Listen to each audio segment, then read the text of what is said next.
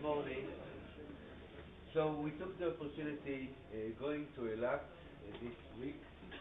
We met a guy we never heard about, Winfried Denk. But the truth is that we hear about him since ever we started to work on combining experiments and theory on this exact PhD program, and that's why I came yesterday and recommended to the first class to come and hear the lecture, because for me, Winfried is the demonstration of how you start your way in physics. You do a lot of theory, you understand very detailed principles of optics, in this case, right? And he was educated as a physicist, then worked at IBM in Switzerland, at Bell Laboratories in the United States, and then the Biomedical Optics Department, or whatever it is, at Max-Planck Institute, and then since 2000 or so in joint movements between Max-Planck at Heidelberg and Genelia Farm in the US. And looking at the papers that you published, I see brain science, and only brain science. I look at the last years at least, there is really mainly brain science. If you look at 2011, you would see Nature, Neuroscience, and Science at the same year, all works on neuroscience.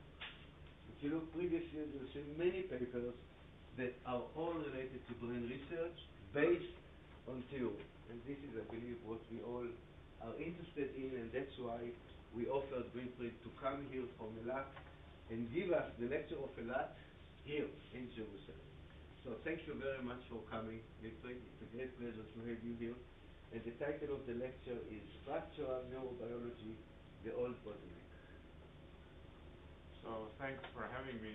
I should start with a disclaimer. I was never smart enough to be a theoretical physicist.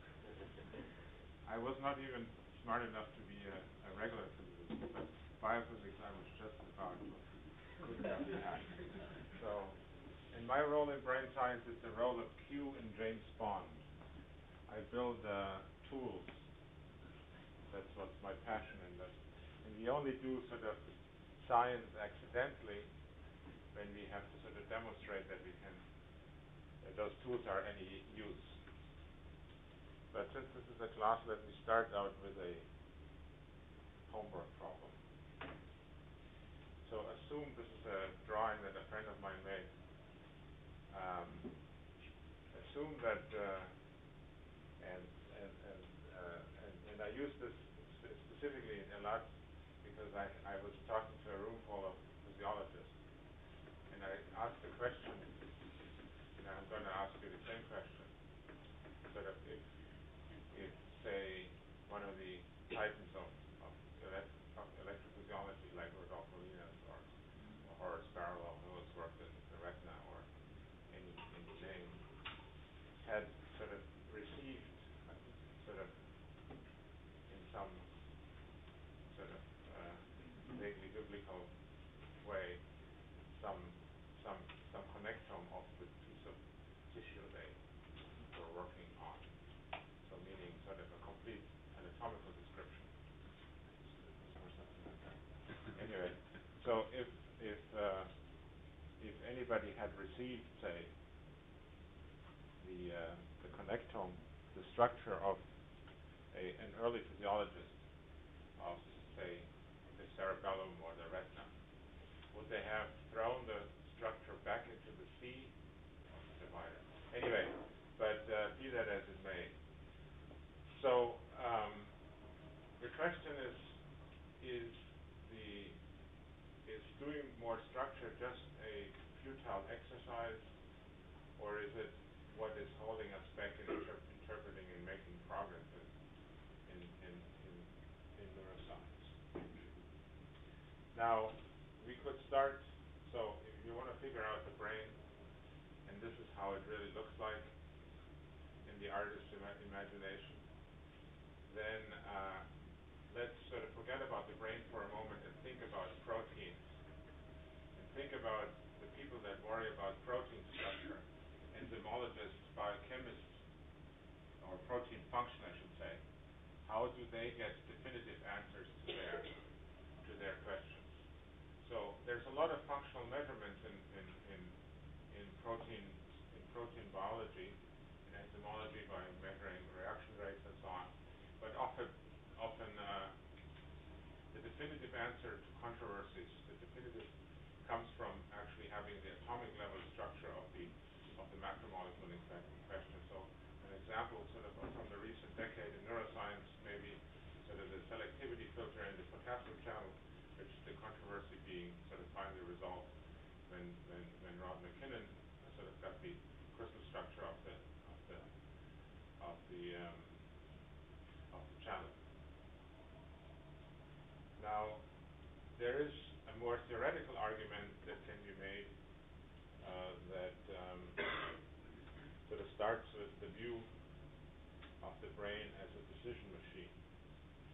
So the brain basically takes a lot of inputs, many optical pixels, and turns them into a decision either to flee or to approach. So if we look at the physicist's model of the brain, we would turn the fly brain into a black box with many inputs, and here this is only a small number of course, a small sampling of the inputs, and so the outputs. So the question is, how do we describe a machine like that? So, and one way to describe a machine like this is to describe how it behaves under different input conditions. So we could make up a lookup table. In this case, we have 64,000 possibilities for 16 inputs now. Now this scales very unfavorably with the number of inputs because it basically grows exponentially with the number of inputs, the lookup table. So it's not a good way to describe the behavior of the system, of almost any system, except it's a very small system. If you have, say, a single logic gate or you have a small cell, you can basically describe its behavior by doing a lot of functional measurements on it. So, but the alternative way of describing a complex system is creating a circuit diagram. Now, a circuit diagram has two parts. I mean, it has many parts, but it has two sort of distinct, if you want, classes of components. It has the components, and it has the wires. And I like to make the distinction between the circuit diagram and the wiring diagram. The circuit diagram is the diagram of all the elements plus the connections between them, and the wiring diagram is just the connections. And obviously, just the connections. And for an electrical engineer looking at the circuit diagram, they can basically figure out how this circuit will behave under almost any circumstance by, say, looking at it or running a simulation. Modern chips are designed that way. They design the chips and then they run a simulation of the chip, and they can pretty well predict what it will do. Now, crucial, of course, are the properties of the circuit elements. In this case, shown how complicated even a very sort of simple-looking cell like a hair cell, which is something dear to my heart since I've worked on this in my PhD thesis. But it has a very complex behavior that again can be described in terms of interplay of ionic channels, voltage-gated ionic channels, and calcium-gated ionic channels. Now, similarly, you can think of sort of transistors and measure their properties. But in some ways, we know, I wouldn't say too much, but we already know a lot about the properties of the elements that make up the brain. So the challenge is now, in my view, more the wiring diagram. But let's before we get to that, let's open the black box. Let's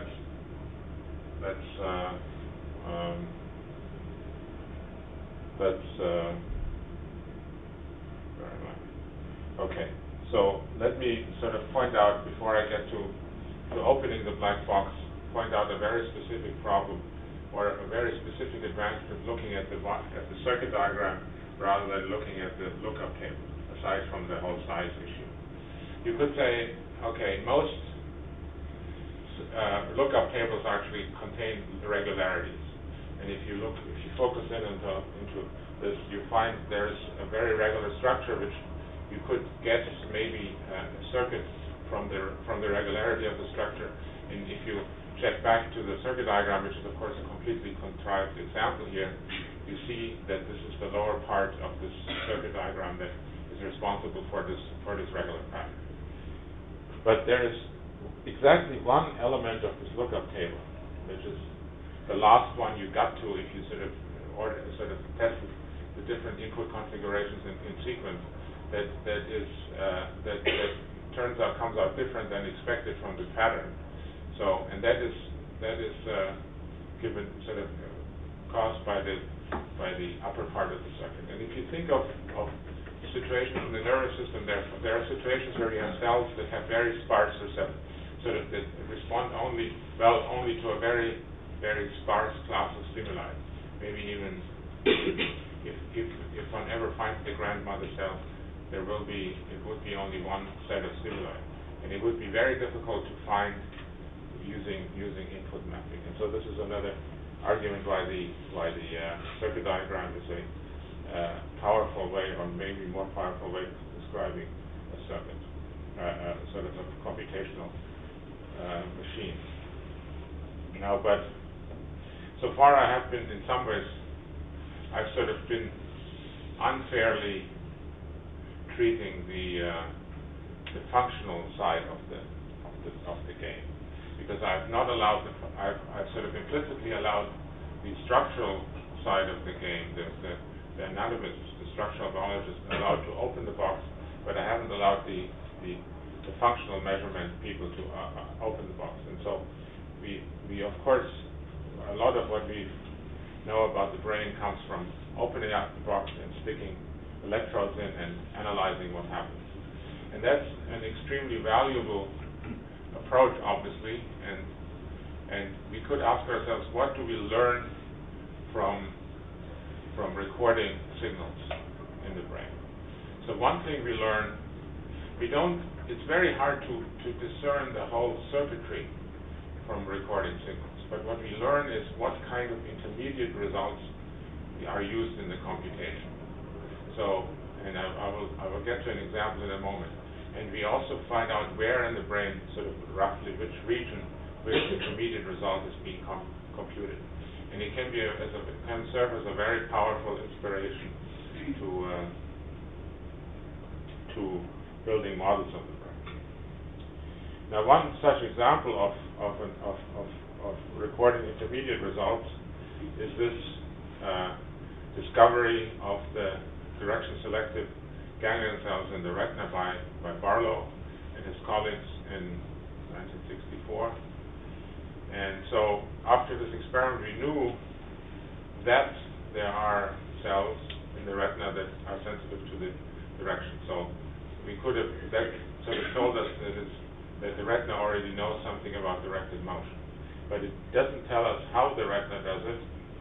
And so a slight step further in that direction, and I'm sort of leaving the work of many other work people out, so just to focus on things that we've sort of done over the years, is to measure calcium signals in the dendrites of intermediate of interneurons, which turned out to be direction selective as independent computational units. So it's interesting for somebody who wants to work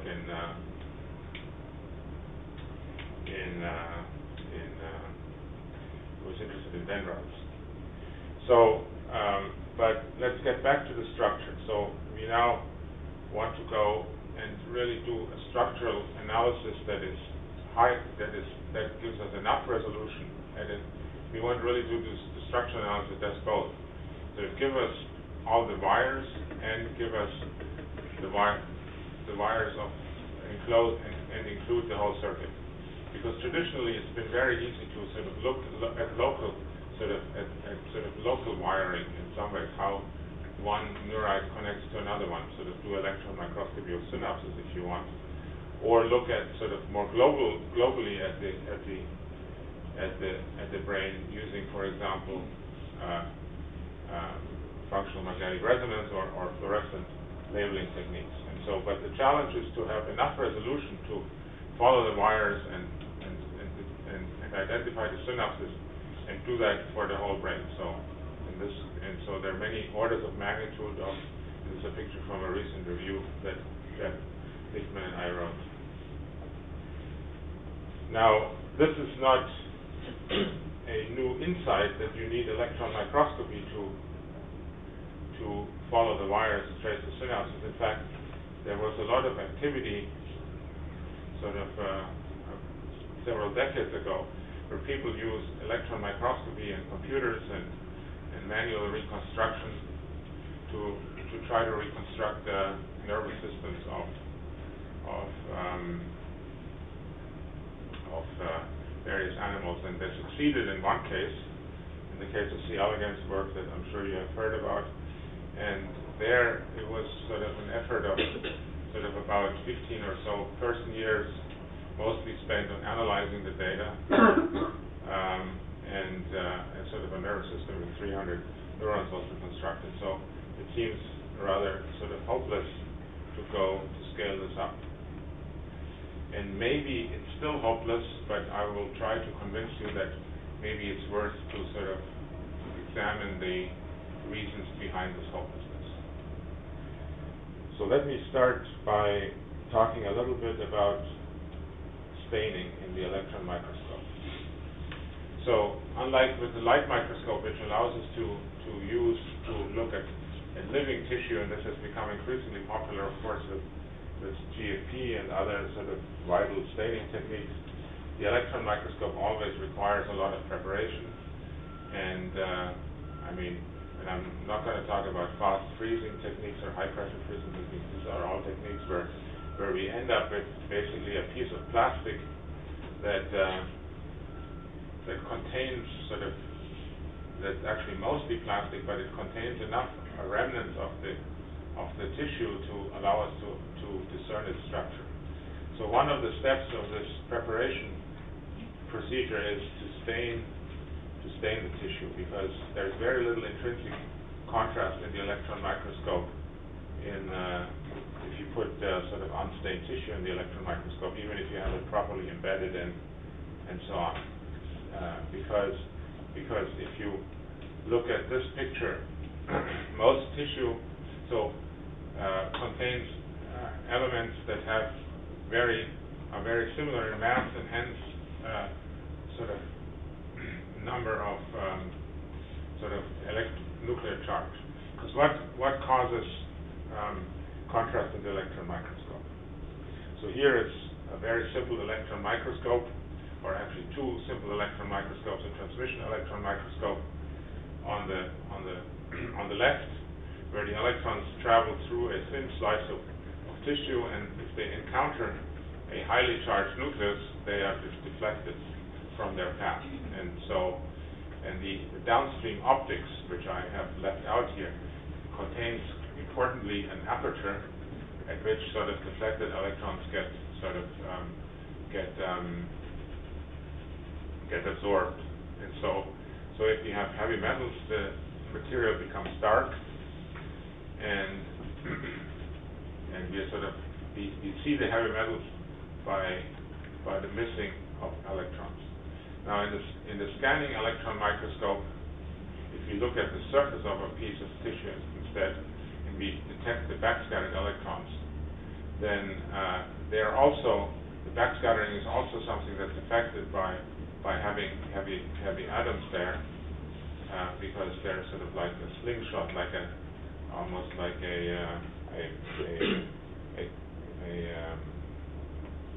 what is it called?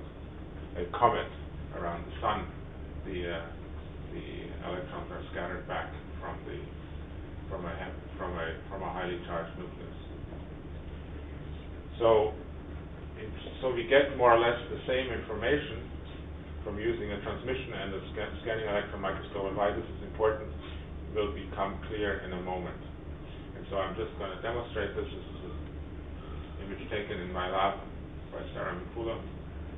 So this is a conventional electron micrograph, taken in a transmission electron microscope, and then looking at the same at the block face that is left behind from after this slice has been cut off. You see there's some distortion, which is another issue that you get with the distortions in the transmission electron microscope picture, and this is the scanning electron microscope picture. And this is of course contrast inverted, because otherwise it would look like a photonegative, because of course now the black here represents a lot of signal, and there's a lot of backscattered electrons. Now looking at the surface means that we basically get the same information as we look at the slides, but that is true only under one condition, and that's true only if the electrons that I send onto the block face only sample not strictly the surface, but only sample a thin slice of material on top of the block face. So this is, and this information depth is slightly different from the penetration depth. So this is a Monte Carlo simulation where a student of mine, Philip Hennig, sort of in a computer sent electrons at a block of epoxy, and then traced what happened to the electrons. So most of them actually get stuck in the material. These are the black traces, and contribute to charging the material, something I will get back to in a few slides. And the black traces, which are the majority, do not provide any information. But the red traces, which are the backscattered electrons, do provide information. And they provide information about the presence or absence of sort of additional scattering. And this Philip probed by putting in his simulation a small sphere of osmium at various radial and depth distances from the beam impact points, and then did this, and then moved this sphere around, and for each, and ran this Monte Carlo simulation and counted the number of red traces for each of these conditions. And you can see, and he compared 3 kilo electron volt electrons impacting the sample, and 7 kilo electrons. Now, with a transmission electron microscope, you would use something like 80 or 100 kilo electron volts. So these are very, very, very sort of weak electrons, very slow electrons, very low energy electrons compared to what you use in a transmission electron microscope. But you can see that actually lower is better in this case, because the sampling is shallower and the signal to noise is better. Now the reason the sampling is shallower is obvious, because the penetration is, or less energetic electrons is smaller. And the reason we have more signal to noise is because the scattering is increased, because we have sort of, you can imagine if an electron spends more time near a heavily charged nucleus, it gets deflected more. And so that's why we have better luck with lower energies. Now, fortunately, sort of technological development over the past decades has helped us there, and because now we can sort of routinely buy electron microscopes, scanning electron microscopes with low energies and high resolutions and high deep currents. So now, how do we get a three-dimensional picture out of this? Obviously, we just get a cross-section with a certain depth resolution. So we do, in some ways, the same thing that the scanning electron, the serial section transmission electron microscopy people do.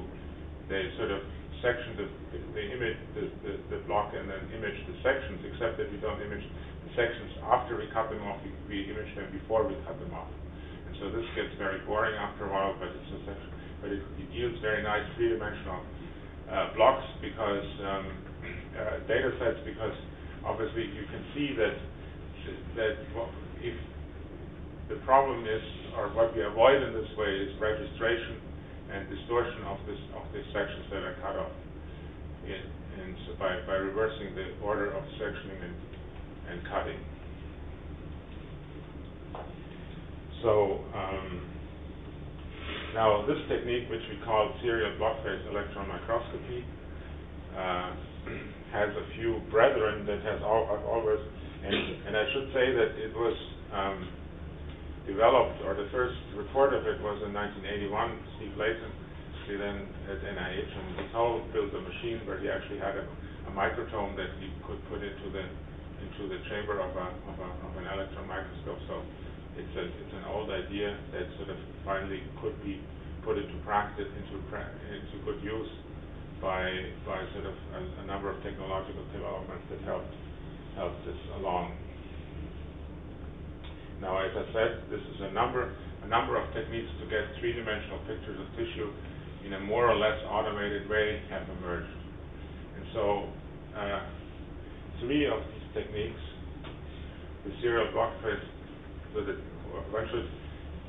both the serial block phase and the fifth sem methods are serial block phase methods, but in one case we use a diamond knife to get rid of the material that has been imaged. In the other case, one uses a focused ion beam to get rid of the material that has been imaged.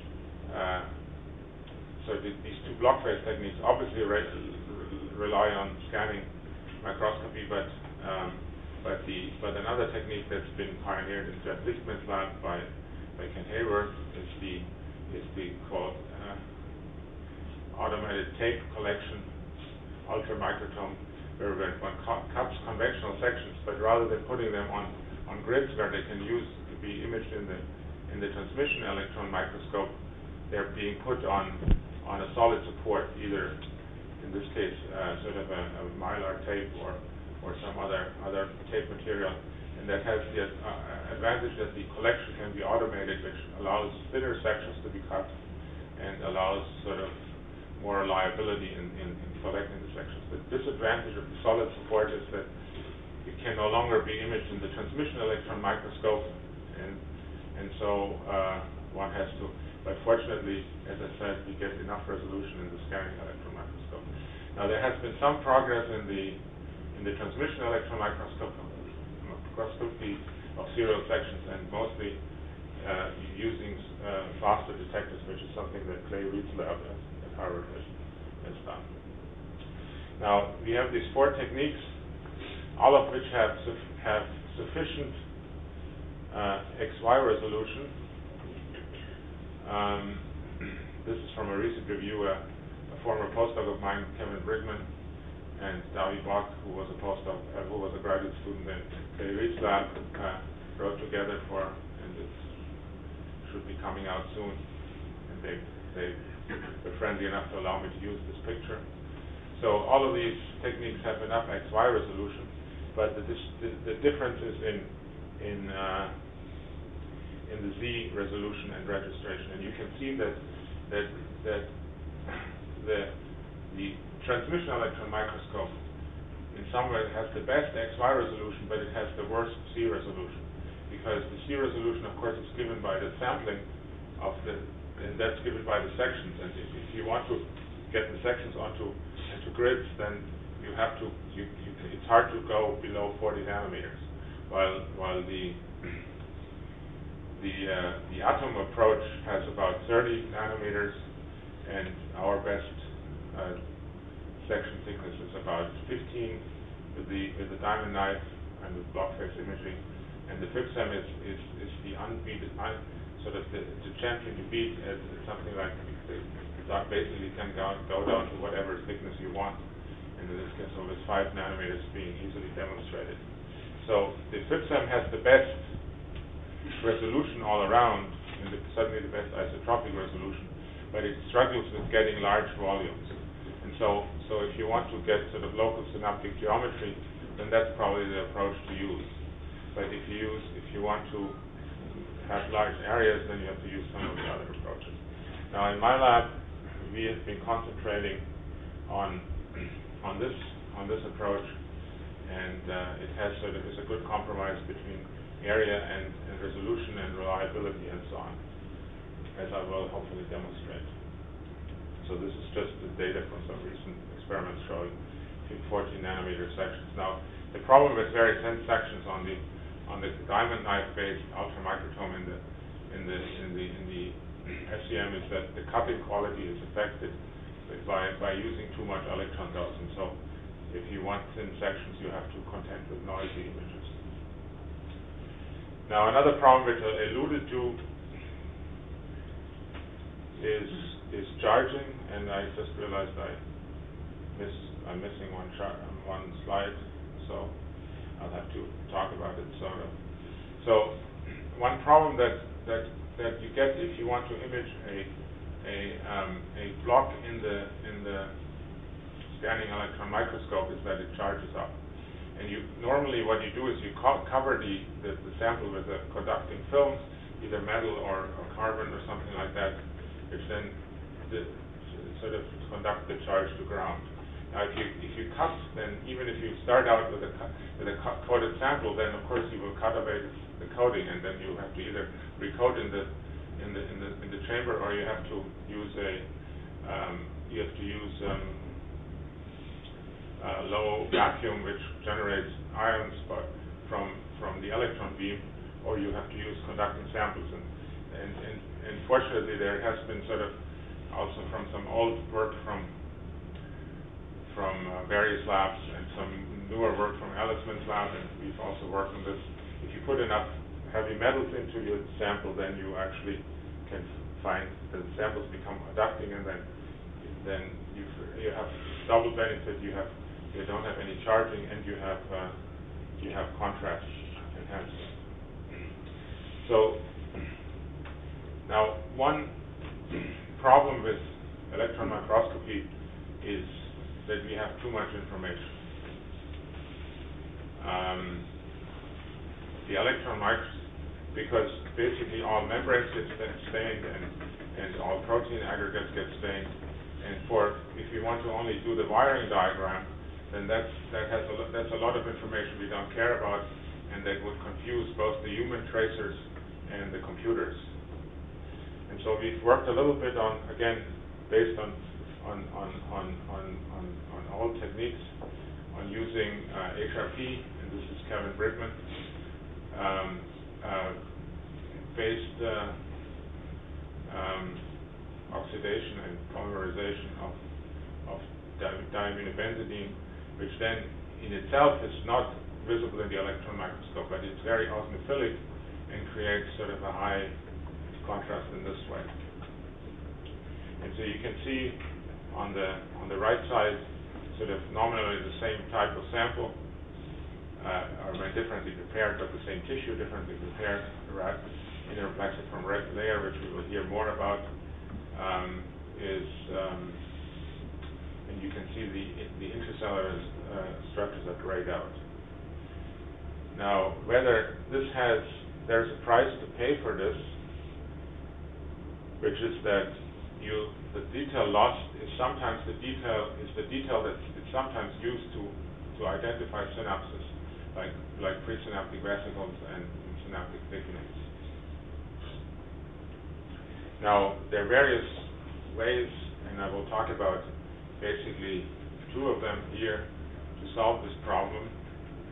One problem is, of course, one solution is to go back to the conventional stain. The other, and that's still speculative, is to go back to more extracellular space. So now, if you look at the right picture, that's how most electron micrographs that you see in the literature look. The cellular profiles are pushed against each other, sort of, and there's very little extracellular space, which makes you wonder where all this extracellular current flows. But it's been known for a while from high pressure freezing experiments and from the work from Harrefeld's lab in the late 60s and the early 70s that this is actually artifactual, and that the real amount and from the amount of extracellular space is more like 20% and not only a few percent. And so this, you could say, for the topology of the circuit, it doesn't really matter whether you have the extracellular space there or not. But for the detection of synapses, it could be very helpful because at synaptic contacts, because of the cell adhesion molecules, be it electrical or chemical synapses, the cells actually need to touch each other. While and so this may be a tool, and we're sort of currently exploring this to actually get at this synapse identification from basically the contact geometry alone. So let me sort of inject a little biology into this to liven this up, and let's go back to direction-selective ganglion cells. Now, we have direction-selective ganglion cells, and we have dendrites of interneurons that are direction-selective themselves. So nothing easier than that. You just sort of collect that information that's lying around in the interneurons and sort of bundle it and send it to the brain. Now, for this, you have to make sure you don't you don't collect the wrong information. And why is this a problem? Because there is a layer in the layer called the chat band for cholinesterase, whatever, some substitute transferase, I think, cholinesterase transferase, which is a layer where the dendrites of the starburst amacrine cells ramify and the dendrites of the direction-selective ganglion cells ramify. And they all get very close to each other. And so if the connectivity would follow Peter's rule, sort of whatever sort of comes close to each other connects, as long as it's sort of allowed by the rules of cellular connectivity, cell type connectivity, then this direction-selective ganglion cell, if all of these 6 potential contacts would connect, then it would sort of basically average out the directionality.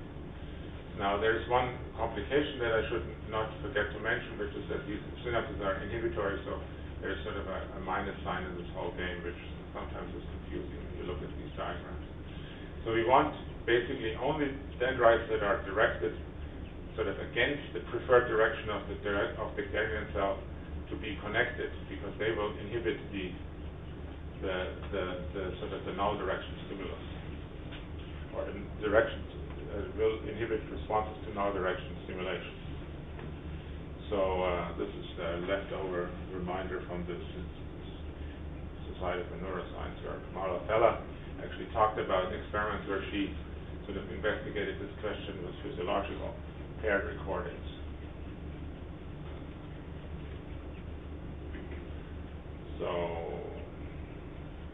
So Kevin investigated this problem by starting with a physiological experiment. He filled the retina with a calcium-sensitive dye using an electroporation technique developed by him and Thomas Euler, and then sort of this way mapped out basically receptive field properties of these cells, or direction properties of these cells. Then he took this piece of tissue, put it into the serial slicer machine, and cut 13,000 sections over about 2 months.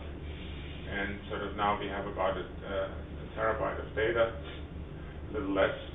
And now the fun, or the hard part of the work begins, because now you have to sort of start from a cell with a known preferred direction, and you have to sort of analyze its or reconstruct its whole dendritic structure.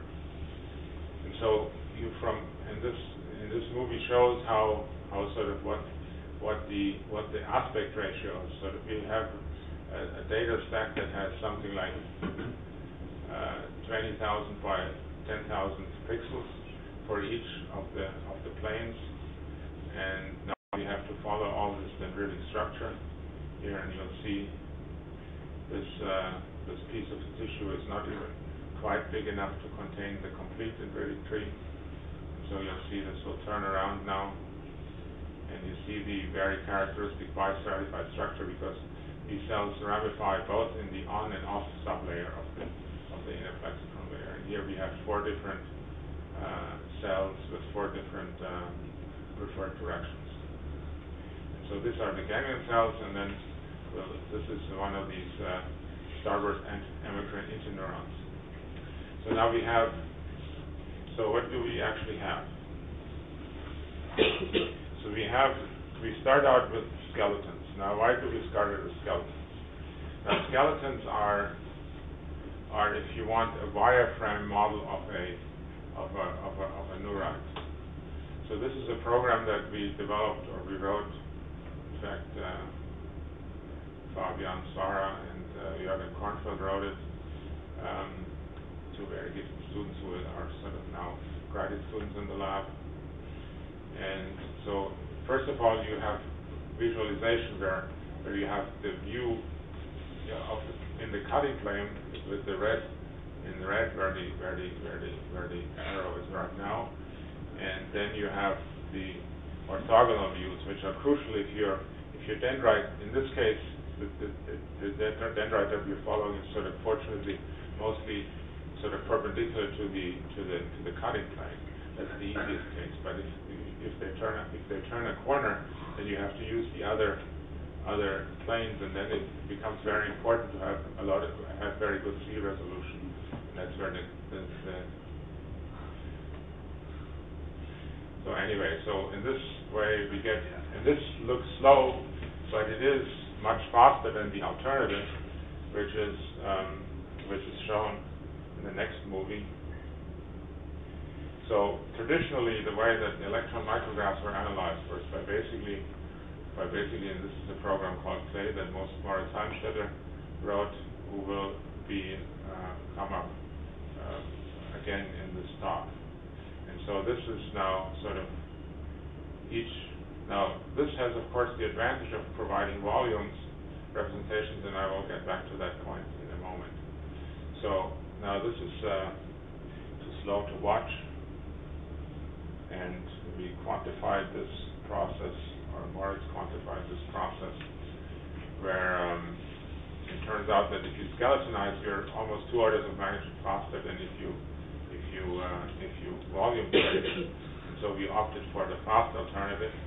And now, as I said, that doesn't give us volumes, and so we have to do something about identifying potential synaptic contacts. Now, between the direction selected ganglion cells and this thicket of Starburst cells. Now, so in this case, it was just possible for Kevin to examine about 10,000 contact sort of proximities where two dendrites or two skeletons got closer than 1.5 microns, and scoring them according to whether they look like a synapse, which in this case are very characteristic in their shape, or like incidental contact, or if there was no contact at all, which in the electron microscope you can see, but if you had the light microscope, you would have trouble in this lower picture there to actually discover that these contacts don't actually touch each other, which is one of the reasons why for this particular problem, which has been there have been attempts to solve this by light microscopy, which hasn't been successful. So now we have all these contacts scored. Now we're only looking at what we call putative synapses, which are these shapes that look very much like synapses, and then it turns out that if you ask for each contact, what's the preferred direction of the ganglion cell that this belongs to, then you find that depending on the direction of the dendrite of the Starburst cell dendrite, this direction is changes around sort of the circle. And there are 4 classes of preferred directions in the ganglion cells, which has been known before, sort of along the cardinal directions. Now we can look at this problem we can sort of look at this problem from the ganglion cells point of view, and there we find that they both have a functional tuning curve, which we measure with the calcium responses to moving bars, and they have a structural tuning curve, which we measure from the direction of the Starburst cell dendrites. And you can see that they're on the opposite. They're sort of on opposite sides. which of course comes from which is due to the fact that the dendrites are the synapses are inhibitory between those cells. Now there is a little subtlety here, which now if you just look at if the starburst cells that are on the preferred side of the ganglion cell should all be connected. All the dendrites should be connected. But the ones that are on the null side, they should all be not connected. But the situation is a little more subtle if you look at the cells that are basically sort of at right angles to the preferred direction. And there are two possibilities: either this, where this connectivity depends only on the cell identity, or the connectivity depends on the angle of the dendrite. So we tested this by sort of plotting this angle here, the angle between the dendrite and the connecting line, and there's a clear asymmetry visible in the middle. And you can also ask yourself, which are the good connections and which are the bad connections? Now, the good connections are the ones that sort of where that supports the preferred direction of the ganglion cells, and the bad connections are the ones that don't support it. And this indicates the area where the good connections see that there's clearly more preponderance of connections are sort of on the good side that sort of support the inheritance of the directionality from the starburst cells. Now for something completely different, and I'm always hesitating to talk about this a little bit, but the question comes up: if you want to do the same thing in cortex, in retina you can image through all the cell bodies using a two-photon microscope. And so we've been working a little bit with Jason Kerr on this, and various other people to improve the depth penetration of two-photon microscopy by using an amplified pulses. And so we can now image down to layer 5. It's been recently published in Activity, and so the dream in some ways is to image the response properties of a whole correlative column and then reconstruct the whole correlative column. We'll see. Now, what I've told you so far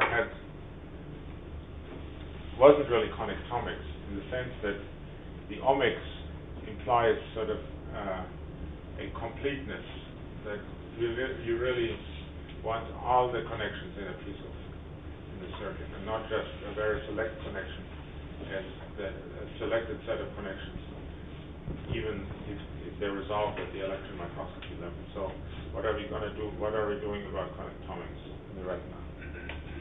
So this is now mostly the work of Moritz Helmstetter, and it's really an analysis challenge. This is a slightly smaller in area and deeper in depth volume than the one that we used for the starburst cell question. And so, but now we have all the cell bodies in both the inner and the outer plexiform layers. So you can classify all the cell bodies pretty easily according to whether they're ganglion cells. If they have an axon, they're a ganglion cell. If they're in the ganglion cell layer, if they don't have an axon in the ganglion cell layer, they're amacrine cells. And in the internuclear layer, if they have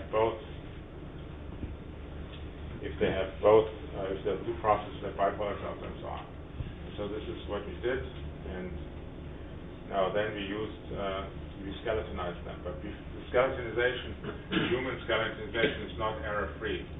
It has errors. Even experts, in this case Kevin and Moritz, would disagree for this amacrine cell, and it's often a missing of branches that causes these errors. And so we put some effort into and since we wanted to use this with a large number of tracers, This is only about half of them fit on the image. We have to have some rational way of analyzing this. And here, sort of this schematically, this is one cell being traced by 4 tracers that make all different mistakes. And so then we go and look at each of the nodes and compare sort of each of the nodes to each of the edges of this graph to the neighboring graphs and score them according to whether they are sort of similar or dissimilar to the neighbors. And the ones that are dissimilar to the neighbors get sort of eliminated, but presumably somebody made a mistake.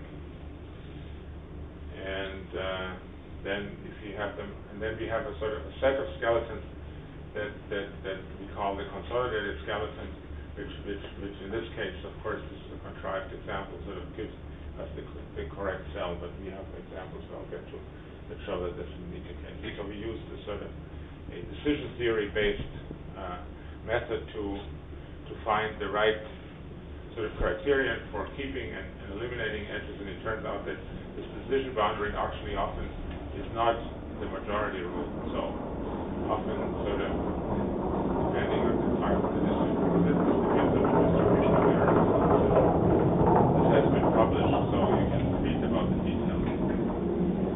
Now we can now predict from our model what the error rates would be if we as a function of the number of tracers, and we tested this for different types of data sets. And so we took one data set at Mach 1, which is the original magnification, then we added noise, which sort of curiously, in this case, and we don't know if this holds in general, sort of improve the reliability. And one theory we have about why this improved the reliability is that it actually sort of made the tracers more attentive to, and so they missed fewer branches.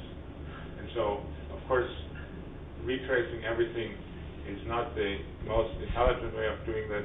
What we really should do is sort of trace a few times, and then where we find consensus of all the traces, we should just leave those locations alone, and where we find sort of uncertainty, sort of where sort of there's sort of more only a few of them disagree, for example, we should retrace them. And if we do focused resampling, we estimate we can actually get quite a steep increase in reliability here, but that still has to be tested. Now, one test we did is we took 50 tracers and had them trace one cell, and then consolidated this using this procedure, and you get a pretty reasonably looking cell out of there. Now, of course, these are now sort of, this is not a single skeleton. These are sort of each skeleton that is pruned, all of the skeletons pruned off their wrong edges, and the pieces that hang off the wrong edges. So now back to the retina. So the bipolar cells, starting with the bipolar cells, we're looking at, and now we classified the bipolar cells according to their morphology, and we find sort of the typical sort of classes that we have, and ending that are sort of sorted according to the layer where the dominant ramifications are. These are the rod bipolar cells, and then do the same thing. So these are all bipolar cells. Do the same thing with ganglion cells, looking at different ganglion cell types. Here are the biostratified ones that we've already encountered, and then we do the same thing with hemacrine cells, and then we have sort of the whole inaplexiform layer trace. Now, this, mind you, are only the skeletons now. So, because we are really not particularly interested in single cell morphology, which we can of course do great statistics on now, but we are interested in connectivity. We now have to find the connections, or at least the points of contact between those cells. And the problem, of course, is that the skeletons are just sort of lines in the desert, if you want, or lines in space, and they never sort of really touch. And whether the cells that they represent touch you have to make a guess from proximity, or you have to look back in the original data, or which of course you could do, which is what Kevin did in the other case, or you have to use a segmentation. Now, a segmentation is where you basically it's like a coloring book approach, where you color all voxels that belong to the same cell in the same color. Now, that sounds easier. That sounds easy, even for a computer. It's not that easy. It's not that easy, in particular, if you want to do it in a reliable way. And I will talk about the reliability in a moment. Now, we started using some machine learning approaches to do this, and we sort of teamed up with Sebastian Sung's lab, who many years ago was a postdoc in this place, and he used convolutional networks to train them to actually distinguish first the inside of voxels from the outside of voxels of cells, or inside voxels from outside voxels. And then once you have that decision, you sort of combine all the inside voxels that touch each other into one object, and then you have a segmentation. Now, it turns out that if you cheat a little bit, and this is actually a different learning algorithm that more it's used, it's not a convolutional network, but if you cheat a little bit, you actually get something that looks quite reasonable. But if you look a little bit more closely, you find that this is only using the biggest object. If you use the next smaller set of objects, you find that they're often broken in pieces. I mean, they still look like pieces of dendrites, but even if in the best algorithms that come out of Sebastian's lab have sort of a few tens of microns of run length,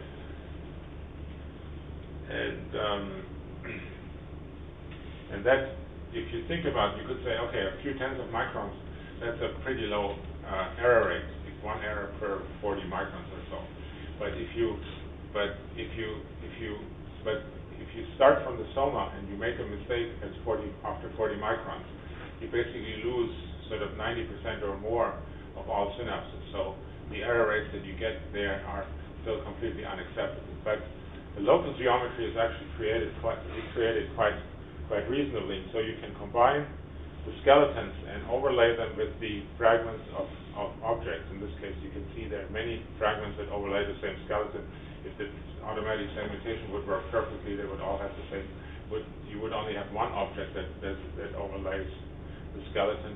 But now you know they belong to the same cell, and you sort of get to color them all the same color, and then you look at the other objects or object fragments that touch this object, this sort of consolidated object, and then you can start skeletonizing or look which skeletons they belong to, and so this allows you to sort of bootstrap yourself into a connection sort of analysis where you now get a volume representation of each cell at the cost of the tracing cost of tracing time that would cost you that you need to get a skeleton representation, which is 2 orders of magnitude sort of leverage. So this allows us to identify contacts between, in this case, a particular bipolar cell and the directions electric ganglion cells, a bistratified one. And so putting all this together gives us what I like to call a draft connectome of the interflexiform layer, which is still, I should call it a rough draft connectome, but we're just currently verifying and refining this, and then we'll hope we'll be able to do some science and sort of satisfy everybody, so we can go on to do some more methods development. So, what is next? So one thing I already alluded to, which is sort of understanding we would really love to be able to predict synapses without having to look at synaptic vesicles and so on from the geometry alone. And so here is an example where we have something on the left which might or might not be a ribbon synapse, but the ribbon is not visible in this data set. and on the right you can see a higher resolution data set stained of a sample that's different in resolution also. And you can see the ribbon by exclusion of vesicles. And so at this point you know there's a ribbon synapse. So we hope that by analyzing the contact areas in 3 dimension between these dyadic synapses, that we can extract parameters that allow us to predict with high reliability whether there is actually a synapse at this point. So here's a collection of rogues gallery of shapes that we have. We'll start trying to learn something from them. Now the other direction we are going into is sort of less incremental. It's also incremental in some sense. And so it's to try to do the whole mouse brain. So the question is it at all realistic now? So the mouse brain goes here, and this is the cone is the objective lens of the electron microscope, and the whole thing is something that we salvaged from a fallen spaceship. And so the first thing you have to do is not actually build a microtome. The first thing is you have to see whether you can actually stain a whole brain, because typically the brains are stained by cutting them into pieces and then sort of staining each of the pieces and embedding each of the pieces. And so Sean Mikula, a postdoc in the lab, has managed to actually get a whole brain stained by basically taking, so this is the whole brain stained, by taking a fairly conventionally looking sort of immersion fixation procedure and just extending, just waiting. It's patience that was the key here. And then he imaged that in an electron microscope, and this is now the stitched. So this is a cross section through the brain, imaged by this is hundreds of tiles that are sort of automatically combined here and imaged and combined and scanned. And if you look at the resolution here, this is imaged at 80 nanometers pixel size, which we believe which is not enough to follow all the processes, but it's probably enough, and we're currently verifying this, to follow all the myelinated axons. So we could get a myelin connectome, which would be more like a projectome, and we are still trying to understand how much that would really tell us. And that sort of would be an interesting point of discussion, probably.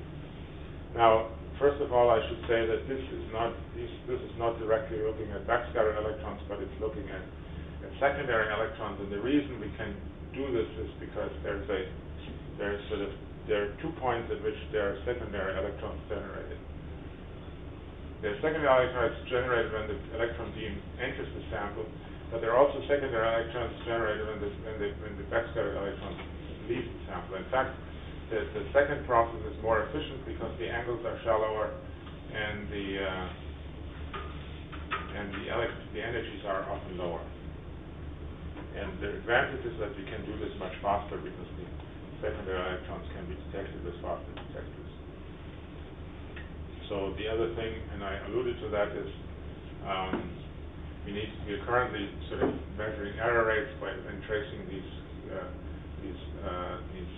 myelinated axons, and it looks like most of the errors occur at nodes of Ranvier, and so the question is how can we stitch together sort of nodes of Ranvier? But then we'll have more about that in a while, I hope. So now, there is, however, the question of time.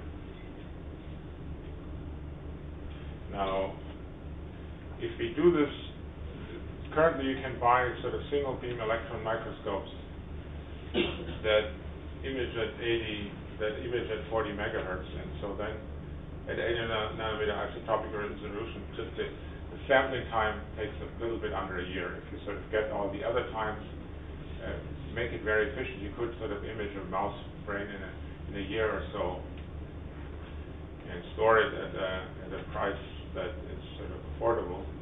Now, if you wanted to do this at 25 or 20 nanometer resolution, it would take you 50 years, which no thesis committee will actually survive.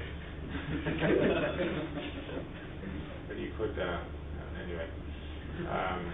But so fortunately, there is some hope, because the electron microscope companies have not been sleeping, and at least one of them has come out with a multi-beam electron microscope, scanning electron microscope, that should give us data rates that are sort of a factor of 50 or so higher, at which point we're back to a year of imaging time, and God knows how many decades of analysis time, but that's not my department in some ways. And one could make the argument that even an extremely sparse reconstruction of only a few cells, and they're connected, sort of connected cells are connected to them, could yield useful information. So, and a single cell in a whole mouse brain, you could probably trace in a few days manually if you sort of optimize our sort of visual interface, and maybe even get a little bit of automatic help, because the myelinated axons are very high contrast and so on. But this is all pure speculation at this point, as you undoubtedly noticed. So this is just an example of the images you get from this multi-beam instrument, or the instrument itself. And then I'm done, and I'm going directly to the acknowledgement. So before I got started with this sort of ideas and inspiration from a lot of colleagues that I talked to over the years were crucial. And then I talked about the retinal cancer culture imaging. Thomas Euler, who is now at the University of Tübingen, was the crucial person, and it was a long-term collaboration with Peter Detweiler from the University of Washington. So as I mentioned, the deep cortical imaging, a few people involved there, collaboration with both Tübingen and Geneva Farm. Then the microscope, microtome construction was crucial, and for this was help from an electron microscopy technician, Heinz Horstmann, whose name has just gone off the screen. So I wasn't talking fast enough. And then, of course, our shops in Heidelberg and our electronics and software guys, always crucial. Kevin and Moritz, I mentioned, Sebastian Sung, and his very gifted graduate students, Vera and Jane, who is now a fellow at Geneva Farm and Trinity Toronto, who is now in London. I should fix that here. And I mentioned Sean Mikula, and again, the workshop guys. So that we have a new generation of workshop guys. So this is why the name for the mechanic workshop has changed. Okay, illustrations. That's really cool, and funding by Max-Planck and the DFG. Let's do this side. Thank you for your patience, and maybe I hope you'll have some aggressive questions.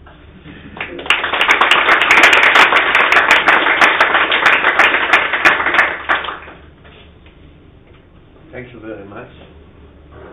And question? Okay. Hi, says that is. Yes, please. What those reconstructions, you need unimaginable, good, correct, low error rate to get the entire picture correctly. Isn't that threaten the entire enterprise? Because we billions of synapses. So, I mean, okay. So, I don't know how many synapses lost right now. Okay. So the question is really what are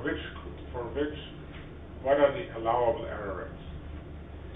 And so, if you want something like 90% correct, at least sort of dendritic morphology, you have to you sort of can afford to make one error per something like 10 cells.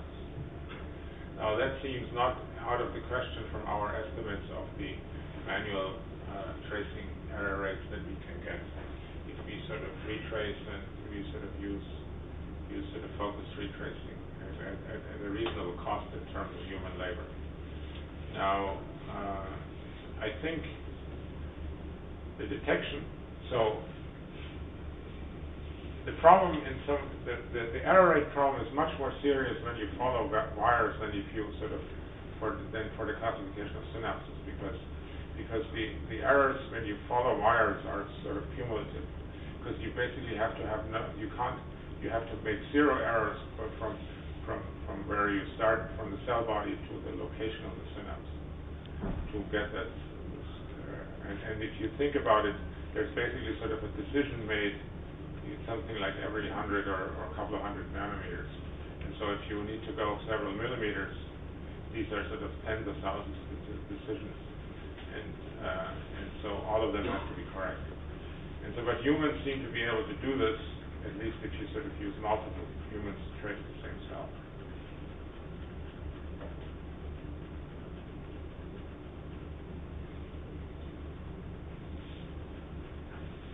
It looks to me that the main problem is not the main problem. The main bottleneck now is actually doing the tracing and checking the synapse and getting like bigger samples or more samples.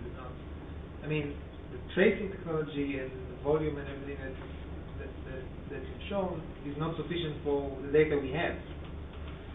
So my question is, shouldn't we focus on improving that? So there are two parts to that. More mices.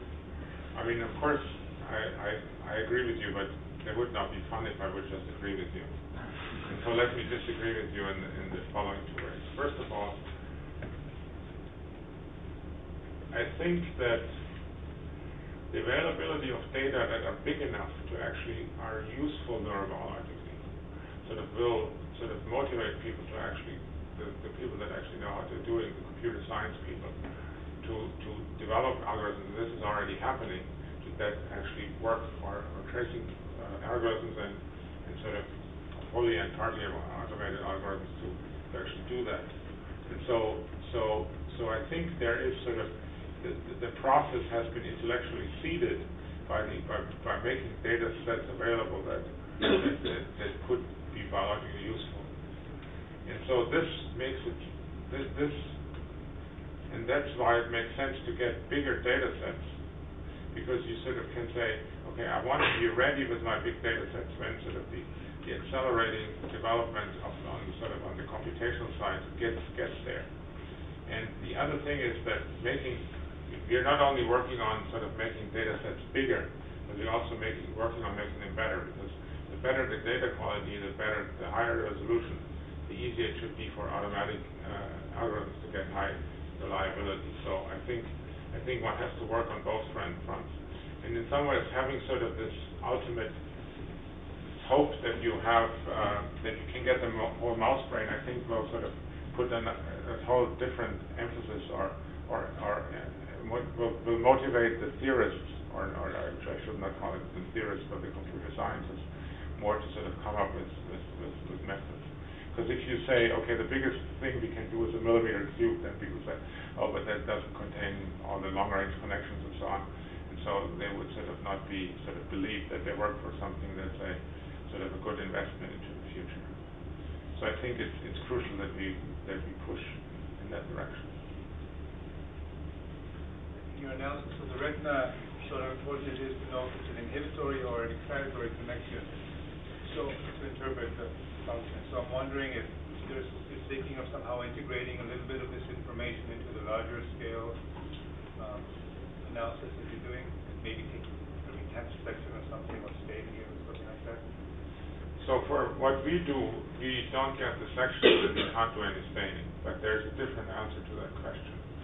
See, the reason why in conventional sort of small volume electron microscopy you need something to identify the sign of synapses, because you don't have the whole cell. Because once you have the whole cell, the cell type usually tells you whether the synapses are excitatory or inhibitory. So that's in some ways that's where large scale helps you in a big way, because you don't actually need to type the synapses any longer in most cases. I mean, there's sort of exceptions to that. And there's also, again, this falls into this question of, in this area, that I think it's very important to find ways to use the geometry of the contact to type the synapse. I mean, there's not only the question of whether they're inhibitory, excitatory, there's also the question of how strong are the synapses and so on. But I think that's actually, I'm pretty optimistic about that. That we will be able to sort of get these parameters from the geometry, but it's work that has to be done, there's no question about it. Is there any way to pre-mark the cell and then use an electron microscope, let's say the way that Jeff Lichtman did with rainbow? Would it be a technical way to use it somehow after in this optical music? In this case, you can just identify the cells and then play around this connectivity. Okay, so my ambition always was to get all the cells, and so staining, and I think staining some of them in some ways sort of means giving up on most of them. So, but there is a serious part of that issue, or something that I take very seriously.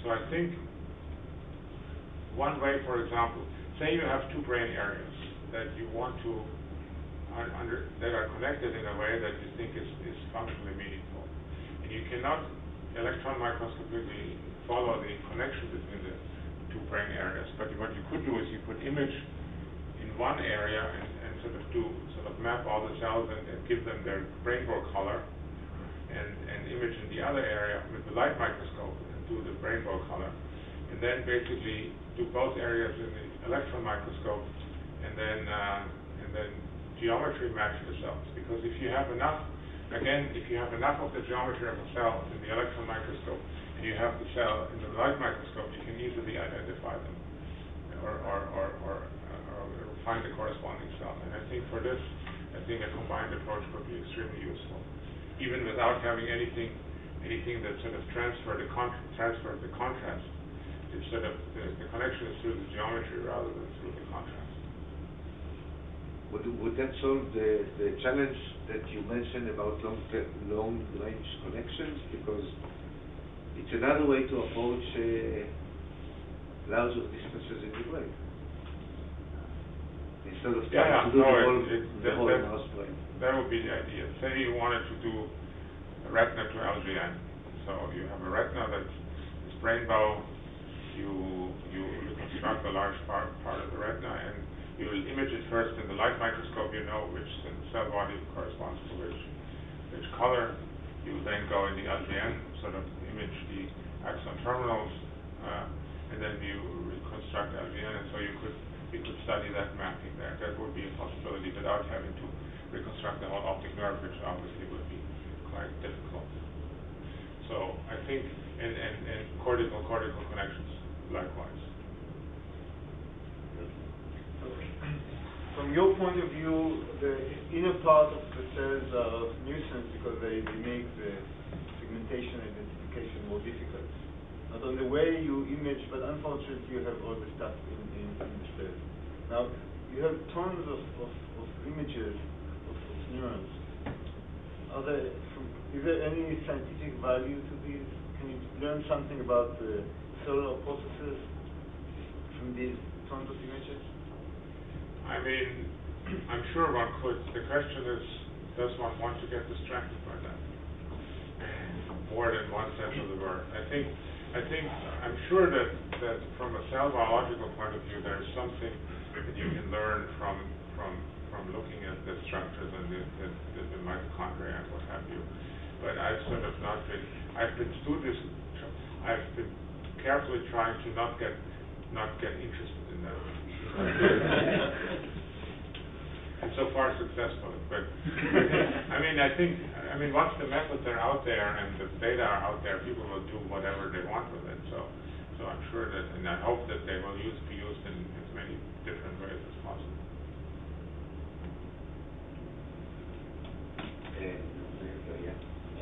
Related to the previous question, do you have any thoughts or guesses about which mechanism would be next explained or understood by these techniques? I don't think I got the question. For example, what you showed us about the direction selectivity using the glass-based electron microscope. Do you think there are other mechanisms which could be explained with techniques like this, or larger scale techniques, connectomic techniques? I mean, I certainly hope that we will sort of learn something about how receptor fields in the retina come about, or response properties in the retina come about, by analyzing the effects of our connectome. And I think, I'm sure, I mean,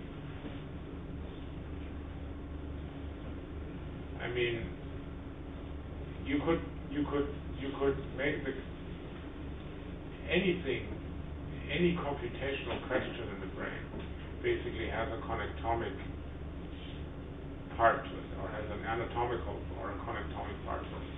Because in some ways you could say that the algorithms in the brain are encoded in the geometry of the brain, or in the geometry of the connections, or in the, because that's the program by which you do things. So I could just say yes, but you probably wanted to have a more specific example. And I don't have a more specific example. We're sort of exploring various options and questions that we might look into. What about the vibrissa, like a place where you have a very clear anatomy? Would it be the first candidate? I mean, the barrel cortex, yeah, sure.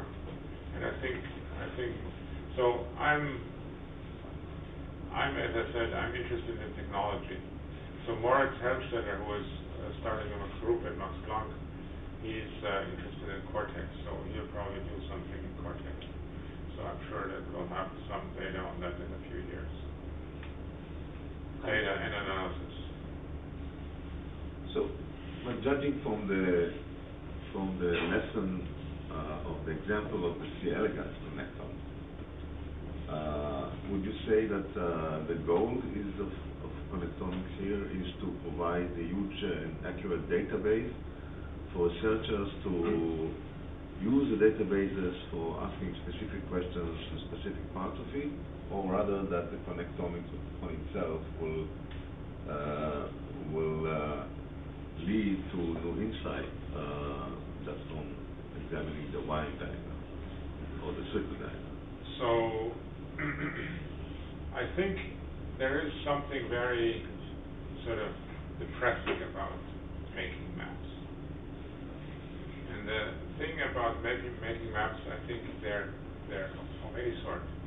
I think they're essential for insight, but they're rarely thought of as being essential because they're sort of taken as a given. And so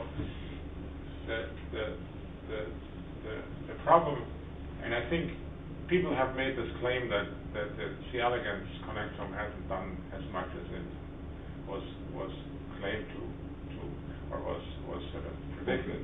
But I think whenever somebody thinks about a neural circuit question in C. elegans, any C. elegans researcher, I think in the back of their mind there is the connectome, and they will consult the connectivity before they sort of ablate the cell, or if they record from a cell, or if they make a model. So implicitly, they don't say, okay, I thought of 3 models, and 2 of them were not consistent with the connectome, and so I used the one model. So what you find in the paper is that I thought of this model, and implicitly in that model is the rejection of other models that were not consistent with the connectome, which is how science works. I mean, you sort of think of things that are consistent with what's already known, but I think in some ways we often sort of forget the things that sort of prevent us from going down the wrong alley. And I think in this sense, I think it can hugely contribute to insight.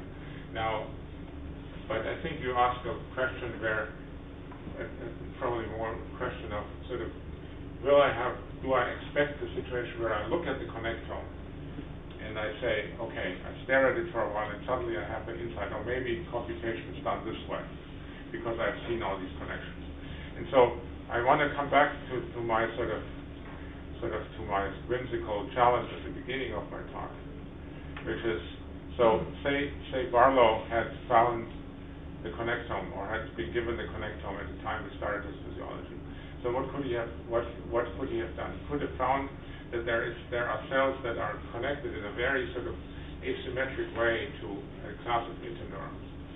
And so he could have probably guessed that those cells are direction selected without ever making a recording. I mean, we'll never know, but I think this is an example where there's a plausible path from connectivity information to functional properties. In particular, since the direction computation is such a sort of a has such a strong spatial offset component, because we need to compare different signals to different. So I think we'll probably find other examples like that, but I'm not sure how well aware we will become of this process or not. Yes, let me maybe refine my question. I think part of the allure of having the wiring diagram of an entire organism, like a mouse, is that we think that by the completeness of the wiring diagrams, we'll understand what an organism is or how it functions. So more global principles. And I think that was the hope also for C. elegans. In other words, not only to enable somebody to say, well, this particular cell is connected to that cell and it's a 3-neuron network, but by having an entire organism, we'll get an insight what does it mean to control or to an entire organism. And I don't think this happened in the C. elegans. No global sweeping principles or new principles came out of the data. Yeah, but a lot of nonsense was prevented. I mean, local nonsense. Yeah, but I think in the end, so I think the completeness, the reason why completeness is so valuable, it's sort of like if you search the whole house and you don't find any hepalumps in the whole house, you can tell Winnie the Pooh there are no hepalumps in the whole house. So there are no reason to be afraid. And I think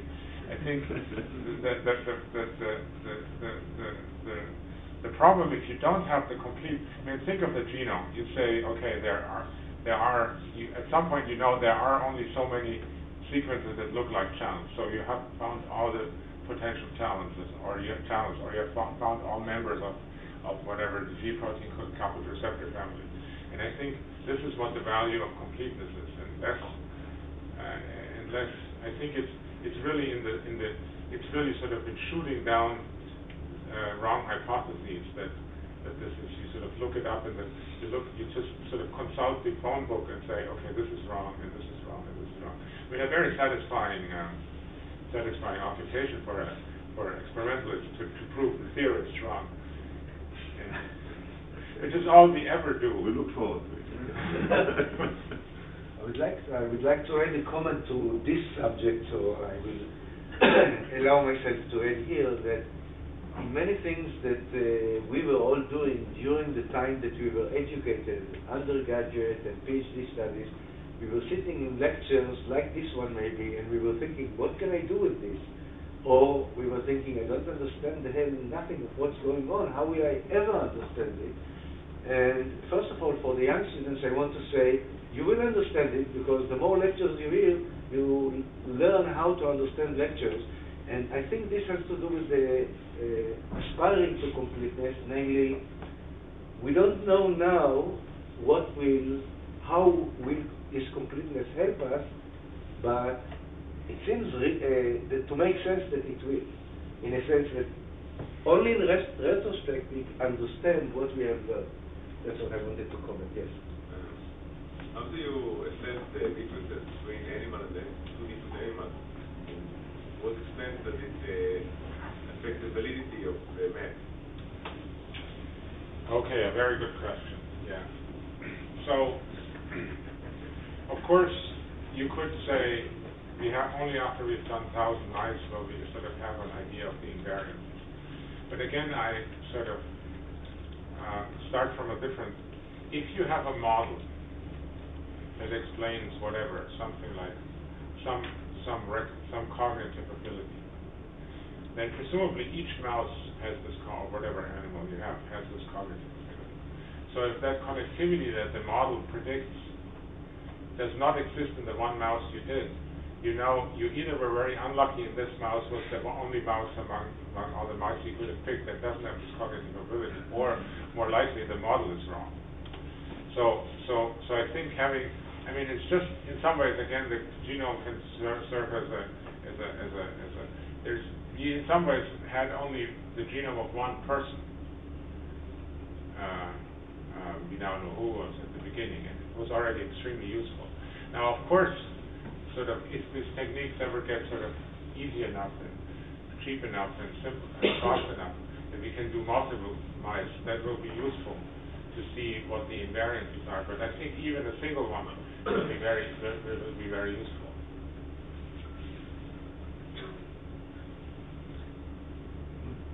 It's a comment, and I think as a genome, for me at least, it's most important for mutation. Your system for me, I think in a selfish manner how it is. I'm studying pain, and I think that all the pain plasticity hardware changes in cortex can explain phantom pain or pain plasticity in spinal cord that we now unveiling it. We don't know nothing about spinal cord. Having this kind of map of connectivity in a normal animal and relating this question that, let's say, they're more or less normalized, we can then finally understand what are the hardware changes in a pathological state. I think that for me it will be really valuable. It's available. I mean, I don't disagree. I think that, I mean, having sort of comparing disease status or genetically altered animals and so on will be very useful at some point in the game. But I don't want to sort of get in a corner where I say only if I can do multiple ones will there be useful information. In fact, I mean, C. elegans again, it has been useful. The paper has been cited. Everybody knows it for a good reason, and not just because it was cute. I just want to warn you that theorists are, I think, are more clever than you portray them, in the sense that only theories which are based on very specific structures could be potentially easily proven wrong by this kind of data. But if you think about cognitive functions, theories or the competing theories don't really argue about the shape of dendrites in cells, but rather about the dynamics and the collective properties. And this will be very hard to rule out or to decide among competing theories by just anatomical structures, I'm afraid. But in some ways, isn't it fair to at some point, see, I think for theorists, there is an easy way out right now. They sort of say, this is how I think the brain works, but the details cannot be tested, and so that's why we are actually not making a detailed proposal of how it's implemented. Because once you sort of actually have the ability to test detailed implementation, I think you can ask at least, you can ask the theorist to say, okay, fine, this sounds like a very attractive sort of general idea, whatever, but how would this idea be actually implemented given given the framework what we know about the brain? And then I think you will have a much more testable, you'll be able to test implementations. And at some point you will run out of possible implementations, and then you will say, okay, so maybe the underlying principle is wrong. I agree, but for this, the distinction between wiring diagram and circle diagram is crucial. To be able to test models in more detail, the dynamics will do the job. But also cell types and the kinetics of synapses and the excitability of cells will be crucial. I'm not disagreeing with you, but I think the more you know about the anatomy, the more you will in connection with the models, you will say, okay, I predict that in this cell you will find the following dynamics. See, in some ways there has of course always been this interplay. I mean, it's not really either or, of course. It's the anatomy has always informed sort of the targeting of physiological recordings, and I think sort of the third leg of this is just sort of so that the theory will say, okay, my my model says, okay, it has to be implemented in this way. There has to be information flow from here to here. So only the cells that participated, so the cells that participate in this information flow will also be sort of expected to show that kind of dynamics, and then look there and see whether they find it or not. And this means that this data should be integrated with physiology. So you will learn about all the channels in identified cells, and then you can come to the dynamics, right? Yeah, but the question is how you integrate all this. There are different levels to integrate this with physiology. I mean, there's the level, in some ways, that I showed where you sort of integrate it by sort of doing physiology and then doing anatomy on the same circuit. But you can also say, you could do it not in the same tissue, but you could say, okay, this cell type which we have reconstructed, let's check what physiology it has. But it could also be in some ways a more abstract way, which I can't come up with a concrete example, where it's the theory that in some ways integrates the two. Okay, yeah. Is there any hope for inferring the physiology from the EM images that you have? I think the problem is, I think to get to the point where we are in sort of the SPICE models of electronic circuits, I think we would have to know much more than we do about cellular mechanisms, channel densities, and so on. I mean, you could think of one sort of immediate benefit is that you will have sort of pretty good geometrical models of a lot of cells that you didn't have before. And depending, there's sort of issue of shrinkage and so on, but you will have for compartmental models, of course, you take a volume reconstruction, you put it into your compartmental model. I mean, we have to make still assumptions about your ion channel distribution, which, by the way, is sort of another, I think, experimental challenge that we have. If you could have methods that actually map out ion channel distributions on at least certain cell types, that would be extremely useful to close the picture. All right. So we'd like to thank you very much again.